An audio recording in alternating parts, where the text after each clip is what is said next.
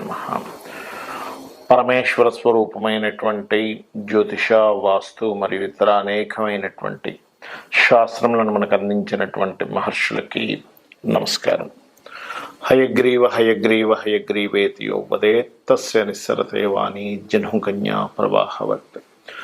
అరుణాం కరుణాతరంగితాక్షీం ధృతపాశాంకుశపుష్పబాణచాపాం అనిమాదిభిరావృతాం మయూకైః అహమిత్యేవ విభావయే భవానీం. శ్రీమాత్రే నమః.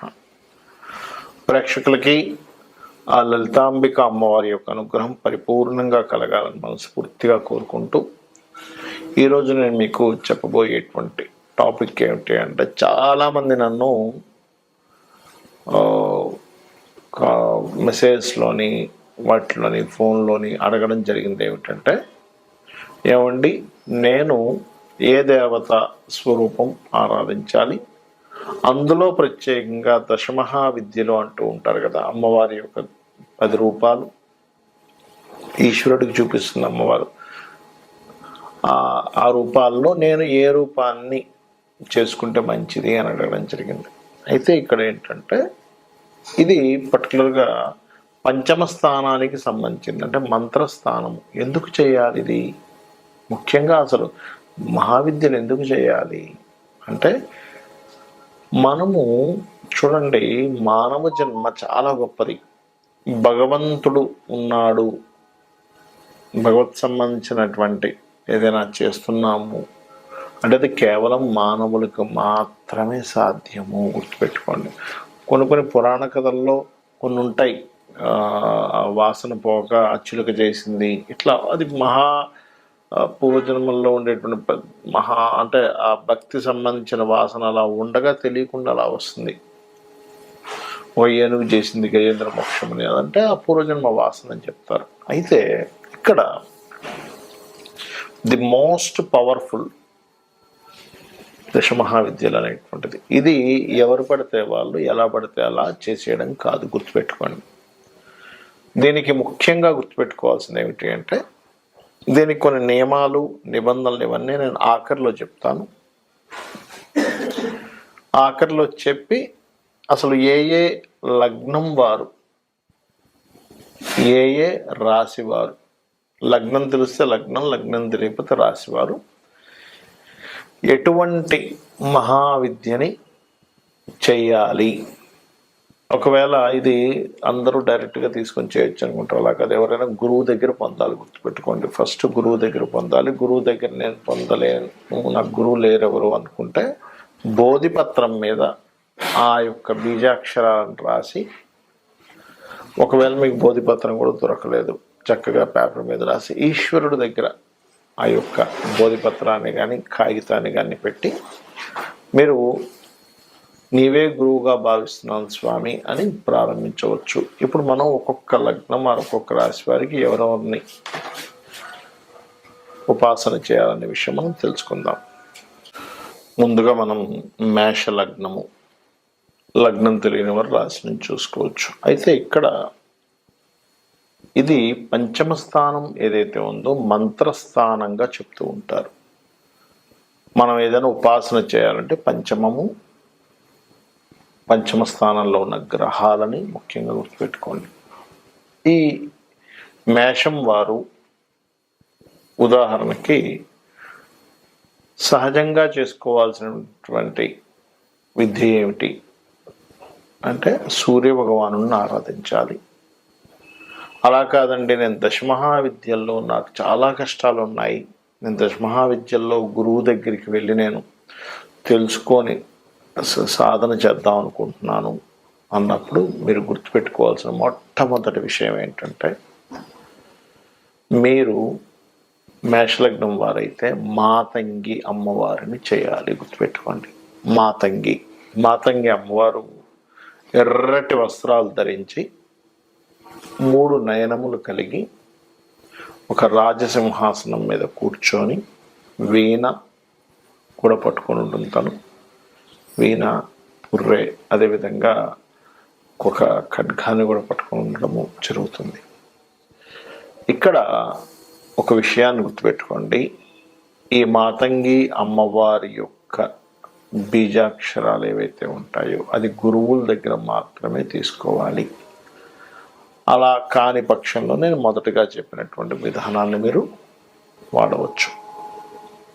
మీకు రుణాలు, రోగములు, శత్రుత్వాలు గుర్తుపెట్టుకోండి. శత్రువుతో పీడితం అవుతున్నానండి, ఖచ్చితంగా పనిచేస్తుంది. రుణ సంబంధించిందంటే దీంతో పాటు మీరు ఓం అపర్ణాయై నమః అనేటువంటి మంత్ర సాధన మీకు కొత్త ఆపర్చునిటీస్ని ఇస్తుంది. అప్పు అంటే ఎలా తీరుతుంది అంటే, నాకు అప్పులు ఉన్నాయండి, ఇంట్లో కూర్చునే మంత్రం చేసుకుంటున్నానంటే గబుక్కుని ఆకాశం నుంచే ఊడిపడవు డబ్బులు. అమ్మవారు ఏం చేస్తుందంటే, మీకున్న అప్పు తీరాలంటే మీకు సంపాదన పెరగాలి. అందుకని మీరు వ్యాపారం చేస్తున్నట్లయితే వ్యాపార పరంగా అవకాశాలు పెంచడం, ఉద్యోగం చేస్తున్నట్టయితే ఉద్యోగంలో ఒక మంచి ఉద్యోగంలోకి వెళ్ళడం ద్వారా మీకు ధనార్జన పెరగడం జరిగేలా చేస్తుంది. ఎప్పుడైనా గుర్తుపెట్టుకోండి. ప్రకృతిలో ఉండేటువంటి వాటి నుంచే తీసుకొస్తుంది. చిన్న ఉదాహరణ చెప్తాను. ఒక గుడి నిర్మాణం అవ్వాలి, గాలిలోంచి అలా ఎగురుకుంటూ వచ్చి గుడి నిర్మాణం అవ్వదుగా. ఒక మనిషి ఆలోచనలోకి అది ప్రవేశం లేదా ఒక స్వప్నంలోకి రావడం, ఎలా అయితే అలా వచ్చి మనతోనే గుడి నిర్మాణాలు అలా అయితే జరిగేలా చేస్తుందో అమ్మవారు కానీ స్వామివారు కానీ, అదేవిధంగా మీరు ఈ అపర్ణాయే నమః అనే మంత్రం మాత్రం అప్పును తగ్గిస్తుంది. ఇక శత్రువుల్ని తగ్గించేటువంటిది మాత్రం మాతంగి అమ్మవారు. అంటే ఏమంటే శత్రువులను ఏదైనా నాశనం చేస్తుందా? కాదు. ఫస్ట్ మీలో ఆలోచన విధానాన్ని మారుస్తుంది. మీకు శత్రువులా చూడకుండా మిత్రుల్లా చూసేటువంటి కోణాన్ని ఇస్తూ, మీ శత్రువు కూడా ఎందుకు మనకి శత్రుత్వాలు అనేటువంటి కర్మ అక్కడ జరిగేలా చేస్తుంది. అదేవిధంగా దశమహావిద్యల్ని ఎప్పుడైనా గుర్తుపెట్టుకోండి. చాలామంది కొంతమంది వామాచారంలో చేస్తే, కొంతమంది దక్షిణాచారంలో చేస్తూ ఉంటారు. రకరకాల పద్ధతులనే తరించడానికి. కానీ అలాగే చేయాలా అండి, మద్యము, మాంసము ఇటువంటివే అర్పిస్తూ చేయాలని చాలామంది అడుగుతుంటారు. అలా చేస్తేనే మీకు యోగిస్తుందని కానీ, అలా చేయకపోతే యోగించదని కానీ ఏమీ లేదు. గుర్తుపెట్టుకోండి. మీరు ఎవరి దగ్గరైనా మంత్రాన్ని పొందారు, మాతంగి అమ్మవారి యొక్క మంత్రాన్ని గురువు ద్వారా మీరు పొందారనుకోండి, ఉదయాన్నే నిద్రలేచిన వెంటనే కూడా కూర్చొని చేయొచ్చు. అందులో ఎటువంటి సందేహం లేదు. ముఖ్యంగా దశమహావిద్యలు రాత్రి సమయంలో చేస్తే మరింత అద్భుతమైనటువంటి ఫలితాలు ఇస్తాయి. గుర్తుపెట్టుకోండి. ఇక ఈ దశమహావిద్యల్లో కొన్ని పద్ధతులు పాటించవలసి ఉంటుంది. అది నేను మీకు చెప్తాను. మీరు ఈ దశమహావిద్యలు చేసేటప్పుడు ముఖ్యంగా మీరు గుర్తుపెట్టుకోవాల్సిన పాయింట్ నెంబర్ 1 ఏంటంటే, ఈ విద్య తీసుకుందామని అనుకున్నప్పుడు ముందుగా మీలో మీరు మార్చుకోవాల్సింది కోపాన్ని తగ్గించుకోవాలి. కోప స్వభావంతో ఉండడం వల్ల ఏమవుతుందంటే, ఈ మహావిద్యల యొక్క శక్తి అధికంగా ఉంటుంది. అధికంగా ఉన్నప్పుడు మీరు ఎవరి మీదైనా కోపంతో ఒక మాట అన్నారనుకోండి, ఈ శక్తి వాళ్ళ మీద పనిచేయడం మొదలు పెడుతుంది. వాళ్ళు ఇబ్బంది పడినప్పుడు ఆ యొక్క ఇబ్బంది యొక్క కర్మ మరలా మీకు చుట్టుకుంటుంది. గుర్తుపెట్టుకోండి. మీరు కోపపడడం వల్ల అవతల వాళ్ళకి నష్టమే, మీకు మరింత 10 రెట్లు, 50 రెట్లు, 100 రెట్లు ఎక్కువ నష్టం పొందుతారు. కాబట్టి ముందుగా మీరు కోపం అంటే ఏమిటి, అసలు నేను దేని గురించి కోపపడుతున్నాను, మన కోపం ఎందుకు వస్తుంది అంటే, మనం అనుకున్నది వాళ్ళు చేయకపోయినా, మనం అనుకున్నది మనం చేయలేకపోతున్నా, మనకి ఇష్టం లేనట్టుగా అవతల వాళ్ళు ప్రవర్తిస్తున్నా వస్తుంది. అలా ప్రవర్తించకూడదని కానీ, అవతల వాళ్ళు కంప్లీట్గా మెచ్యూర్డ్గా ఉండాలని కానీ ఈ రూల్ ఏం లేదు కదా అనేది మనం అర్థం చేసుకోవాలి. ఒకటి. ఇక రెండవది ఏమిటంటే, ఈ దశమహావిద్యలు చేసేటప్పుడు చాలామంది అడుగుతుంది ఏంటంటే, ఏమండి నేనేమైనా నేల మీద పడుకోవడము, ఇట్లా ఏమైనా దీక్ష తీసుకున్నప్పుడు చేసినట్టుగా చేయాలా? అలా ఏమీ అక్కర్లేదు. చక్కగా మీరు నిత్యం మీరు చేసేటువంటి పనులు సాంసారికమైనటువంటి జీవితంలో ఉన్నట్లయితే సాంసారిక జీవితం చేసుకుంటూ కూడా చేయొచ్చు. దీక్ష తీసుకోవడం వేరు. 40 రోజులు మండలం పాటు దీక్ష తీసుకొని కఠోరంగా చేస్తారు కొంతమంది, రాత్రి పగలు అదే పనిగా చేస్తారు. అలాంటప్పుడు మాత్రం నేల మీద నిద్రించడము, మాంసాహారం తీసుకోకపోవడము, అదేవిధంగా ముఖ్యంగా కొన్ని బ్రహ్మచర్యాలు పాటించడం, ఉదయం సాయంత్రం నిత్య పూజ చేయడము, ఇట్లా ఎలా అయితే మనం అయ్యప్ప స్వామి దీక్షకి లేకపోతే అమ్మవారి దీక్షలకి ఆంజనేయ స్వామి దీక్షలకి ఎలా చేస్తామో ఆ రకంగా చేయాలి. ఒక ముఖ్యంగా మూడో విషయం ఏమిటి అంటే, చాలామంది చేసే పెద్ద మిస్టేక్, 2 రోజులు చేస్తే 3 రోజులు మానేస్తారు. అసలు అది మీరు జీవితాంతం చేసిన సరే వృధా. ఏ మంత్రాన్నైనా సరే గబగబా వెళ్తారు, గురువు దగ్గర మంత్రం తీసేసుకుంటారు, నాకు ఫలానా చేసేయాలని ఉందండి, తీసుకుంటారు. చక్కగా 2 రోజులు, మహా అంటే బలంగా 10 రోజులు, తర్వాత మర్చిపోతారు. మర్చిపోయి ఎప్పుడో జ్ఞాపకం వస్తుంది, వారానికో 10 రోజులకు 4 రోజులకు వస్తారు, అప్పుడు మాత్రం చేస్తారు. చేసి ఏమంటారంటే, ఏమంటే నేను తీసుకున్నానండి, మాతంగి తీసుకున్నానండి, బగలాముఖి తీసుకున్నానండి, తార తీసుకున్నానండి, ఏమిటో మరి నా జీవితం ఎలా ఉందంటారు. ఎలా ఉంటుందండి? ఒక మనిషి ఒక జిమ్కి వెళ్తే, రోజు వెళ్తే అతనికి చక్కగా బాడీ ఫిట్నెస్ వస్తుంది. 10 రోజులు వెళ్ళి 20 రోజులు మానేసి మళ్ళీ 2 రోజులు వెళ్ళి 4 రోజులు మానేస్తే ఎలా అవుతుంది? అదేవిధంగా సాధన చేయుమురా నరుడా, సాధ్యము కానిది లేదురా అంటూ ఉంటారు. మనకు పాట కూడా ఉంది. అంటే సాధన నిత్యము ఉండాలి. నిత్యము నిత్యము నిత్యము నిత్యం.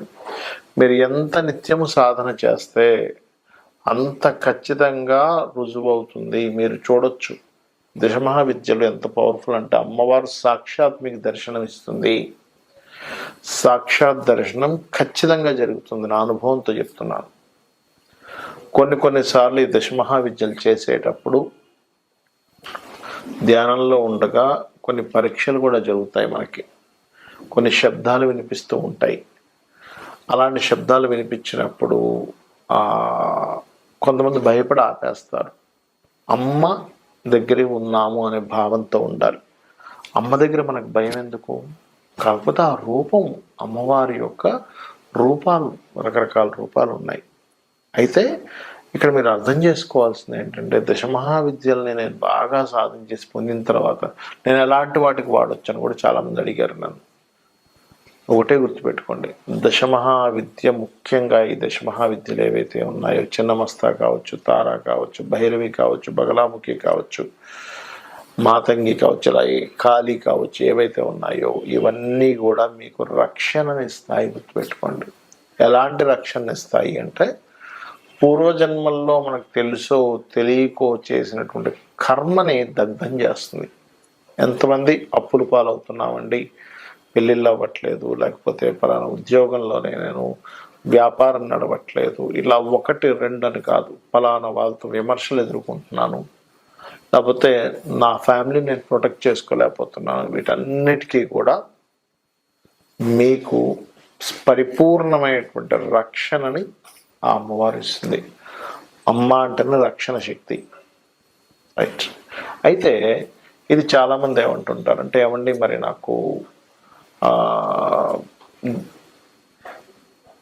జాతకం తెలియదు, ఏమి తెలియదు, ఏం చేయాలి? ప్రశ్న ద్వారా తెలుసుకోవచ్చు. అంటే మీరు అడిగిన సమయానికి పంచమ స్థానంలో ఎవరున్నారు, పంచమాధిపతి ఎవరు, దాన్ని బట్టి కూడా తీసుకోవచ్చు. ఇది గుర్తుపెట్టుకోండి. పంచమ స్థానంలో రవి ఉంటే అప్పుడు మీరు 1, చంద్రుడు ఉంటే 1, అలా రకరకాలుగా మారుతూ ఉంటుంది. దాన్ని బట్టి మీరు సాధన చేయవచ్చు. సాధన చేసి కొన్ని వేల లక్షల మంది ఎంతో గొప్ప స్థితికి వెళ్ళిన వాళ్ళని నేను చూశాను. సాధన అని చెప్పి మొదలుపెట్టి అంతంత మాత్రంగా చేస్తూ వాళ్ళకి అర్థం కాని స్థితిలో ఉన్న వాళ్ళని నేను చాలామందిని చూశాను. కాబట్టి మీకు నిజంగా అమ్మవారి అనుగ్రహం కావాలి అని అనుకుంటే సాధన చేయండి. మీకు మీరే అసలు భగవత్ శక్తి ఎలా ఉంది అని చెప్పి ఆశ్చర్యపోతారు. అద్భుతాలు జరుగుతాయి మీకు. శ్రీమాత్రే నమః.